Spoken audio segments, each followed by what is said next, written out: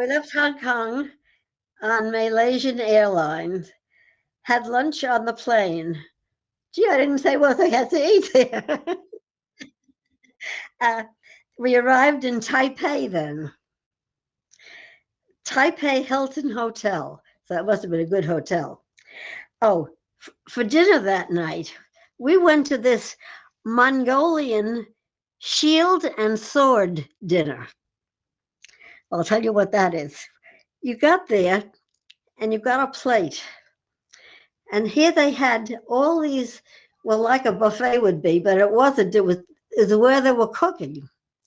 Now you could order the shield, they called it the shield and sword. The big round grill was what they call the old-fashioned idea was the shield and sword. Now it was you could go and you could order whatever kind of meat you wanted, and you could choose. I put down venison, pork, chicken, mutton. So I'm sure we had pork and chicken. I'm sure I didn't have venison or. And then all these vegetables in different bowls and whatnot, and different sauces. And you more or less made up your own seasoning and meal about with what was there. But they were actually just cooking it then. So that was interesting. We were with a group then, I believe. But anyway, that was an interesting meal. And anything that I thought that I didn't know, I would write down in the books to have. We had a buffet breakfast that time, and I said there were big bowls of orchids hanging over the buffet table, because the orchids there are like run-of-the-mill stuff. Oh, in Taiwan, I've got down here 70 million in Taiwan. That's a lot of people. Red paper with flowers would signify a wedding. White would signify death or a funeral. This Taiwan, it says here, only 2,000 years old. And I've got written down here, 300 years ago, there were headhunters still there. And there were some Dutch settlers there and some Spanish. And Taiwan became part of China then. What the Taiwanese did, they had beautiful, their treasures. So before the Chinese came in, they took all their treasures and took them away so that the Chinese wouldn't get them. Thought that was interesting. Oh, banyan trees with like sidewalk trees like we have here. The Taoist religion there, those people are all buried, but the Buddhists were all cremated. That was interesting, I thought. 101 inches of rain annually. That's kind of wet. Here I wrote down the National Palace Museum. That's where the art treasures were taken before it was seized by the Chinese Reds. Then they took us to we must have been together at this time, the Confucius Shrine.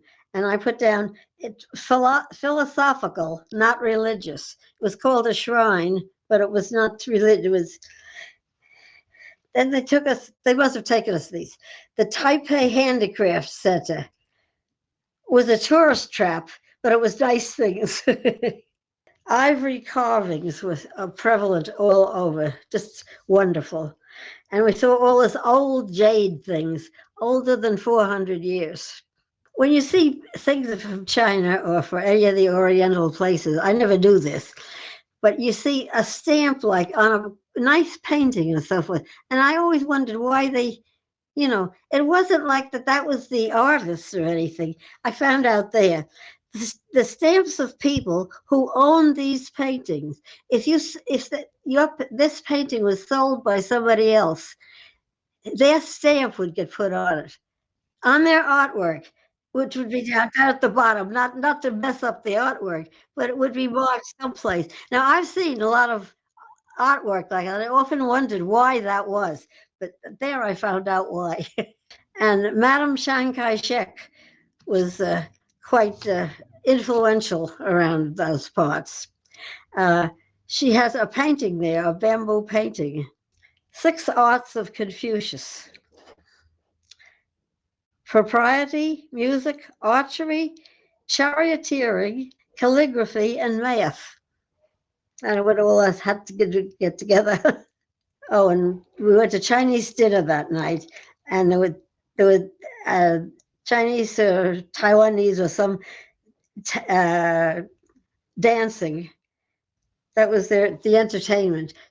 All these hotels and restaurants and all would have some kind of entertainment. Then that next day we went to the National Museum of History, and it was calligraphy was done. Took a taxi back to the hotel with a driver who spoke no English. So something that you learn too when you're traveling in a foreign country, if they have stationery or cards talking about the hotel where you stay, take one of those with you. So if you get lost, you show that. So I'm telling you, when you go traveling foreign now that you know some of these things, these tricks. My suitcase again for spot check! Exclamation point. It's funny. Because that happened, a number of times.